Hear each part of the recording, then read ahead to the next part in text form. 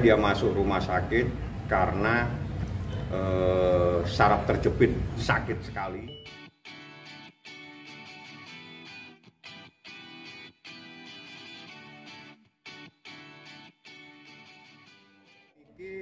Kondisinya alhamdulillah sehat.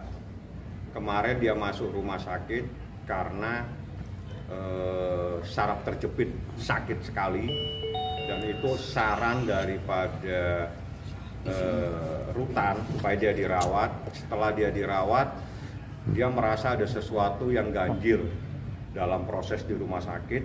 Dia merasa lebih terpenjara kalau dia ada di rumah sakit. Maka dia walaupun tidak sehat 100%, karena saraf terjepit itu kan bukan seperti sakit flu, dikasih obat sehat. Itu pasti memerlukan terapi. Dia meminta supaya lebih baik dia balik lagi ke rutan, mungkin lebih tenang kalau ada di sana. Seperti itu. Keadaannya sehat, tidak ada masalah. Dia berkomunikasi juga bisa, tapi melalui alat komunikasinya petugas biasanya. Ada beberapa petugas itu kadang telepon, baru berkomunikasi dengan saya. Tapi dia kalau secara pribadi dia nggak memegang alat komunikasi pribadi. Kalau Niki sendiri sudah siap untuk sidang perdana? Ntar dulu ini yang kesiapannya Niki. Kalau Niki sangat-sangat siap. Dari kemarin malah minta supaya segera disidangkan. Karena ini saya katakan berkali-kali, ini kasus karena Nikita yang dilaporkan sehingga jadi rame. Ini kasus hanya postingan-postingan di Instagram Story, di mana dia menyatakan bahwa ini loh ada orang melaporkan di kantor polisi, tolong Pak Polisi, kasus itu mohon ditindaklanjuti. Nah itu tag postingan Nikita. Ada lagi postingan dia membuat foto seseorang. Hanya itu persoalannya, bukan dia jual narkoba, tidak juga melakukan pembunuhan, bukan juga pelaku teroris. Jadi Nikita ini memposting tulisan. Dia minta Pak Polisi, ada orang lapor tuh, security atau siapa di polsek atau di mana, tolong Pak proses lebih lanjut. Dan ternyata benar, laporan itu bukan bohong. Apa yang diposting Niki itu benar ada kejadian, sehingga orang itu lapor. Jadi tidak ada yang fitnah. Fitnah itu sesuatu yang tidak pernah terjadi.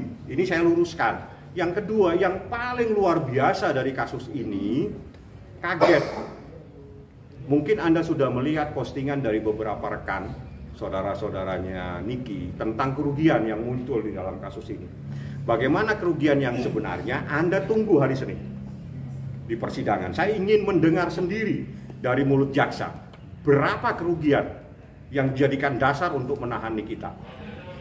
Itu saja. Apakah 200 miliar, 1 triliun, berapa kita nggak tahu. Saya mau dengar sendiri kerugian itu disampaikan oleh jaksa pada persidangan hari Senin. Baru saya bisa menanggapi. Bang, sidang offline atau online, Bang? Kenapa? Sidang offline atau online, Bang? Saya minta supaya sidangnya offline.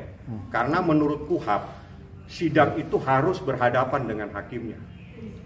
Kecuali dalam posisi kita COVID yang 2-3 tahun yang lalu, yaitu memang situasinya darurat. Tapi dalam situasi normal seperti ini, sidang itu harus dihadirkan di persidangan. Sidang teroris saja di Jakarta Timur itu dihadirkan terdakwanya. Sangat aneh kalau sidangnya Nikita itu tidak dihadirkan di persidangan. Karena itu adalah aturan di KUHAP bahwa terdakwa harus hadir. Kenapa, Dik? Keputusan pengadilan seperti apa sudah keluar? Belum tahu. Karena itu nanti saya sampaikan di persidangan hari Senin. Pasti apa dasarnya offline atau tidak. Nanti kita lihat. Yang jelas menurut KUHAP, terdakwa harus hadir di persidangan, dihadirkan. Bang, secara psikologis bagaimana, Bang? Sangat siap. Ini begini. Niki itu mungkin akan goyah kalau memang ini masalah narkotika. Mungkin dia akan bermasalah atau persoalan teroris. Ya, tapi ini persoalan postingan-postingan di Instagram. Itu ditafsirkan sebagai sebuah perbuatan mencemarkan nama baik. Silakan yang menafsirkan, silakan yang memproses hukum. Tapi kan putusan nanti akhirnya ada di pengadilan. Bang Niki siap nggak ketemu sama Dito kalau misalkan di pengadilan nanti? Kan mau tidak mau wajib hadir, pasti akan bertemu. Jadi tidak perlu dibilang akan dipertemukan, diwajibkan hadir. Berarti menunggu kehadiran Dito ya, Bang? Kita tidak menunggu, wajib hadir. Kalau menunggu kan saya menunggu seseorang, tidak ada yang saya tunggu. Tapi ini kitanya memang siap, maksudnya mau bertemu langsung dengan Dito Bang, baik itu di penyidikan atau di pengadilan. Mau tidak mau diwajibkan bertemu di ruangan sidang. Jadi tidak ada yang memaksa untuk dihadirkan, tapi ini undang-undang yang mengharuskan hadir. Silakan kalau tidak mau hadir. Untuk kesiapan Niki maksudnya. Sangat siap, luar biasa.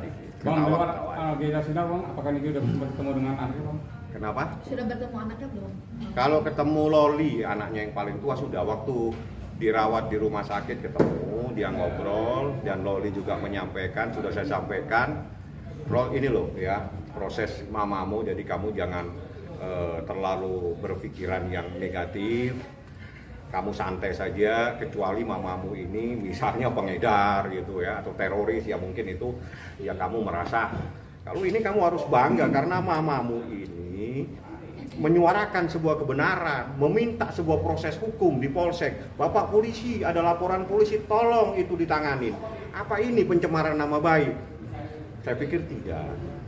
Apa karena yang di-tag itu yang dipersoalkan seseorang sehingga dia merasa wah ini saya kok dikejar-kejar. Jadi ada orang lapor polisi, nih kita minta Pak polisi itu tolong laporan diproses. Inilah yang menjadi kasus sehingga Nikita berurusan di pengadilan dan dia ditahan bukan karena pencemaran nama baik tapi karena ada kerugian. Kerugiannya berapa? Anda tunggu hari Senin. Oke. Saya mau dengar sendiri dari jaksa berapa sih sebenarnya kerugian itu? 1.000, 10.000, 10 juta saya nggak tahu. Nanti kita dengar. Ya. Bang, soal Nikita menemani di sidang. Siapa? Akan datang. Loli sendiri. Nah, Loli belum cukup untuk saya hadirkan, saya melarang karena saya tidak ingin Loli masuk di dalam proses hukum ini. Kalau dia mau besuk mamanya silakan. Tapi kalau mau ikut di persidangan saya keberatan karena tidak seharusnya seorang anak diajak untuk ikut sidang kecuali sidang anak. Siapa aja yang hadir Bang selain dari Kuasa Hukum? Ya pasti jaksa, pasti hakim, banyak lah yang enggak. Kemudian rekan-rekan media ini terutama pasti hadir. Rekan Niki sendiri? Banyak yang rekannya ini. Ya.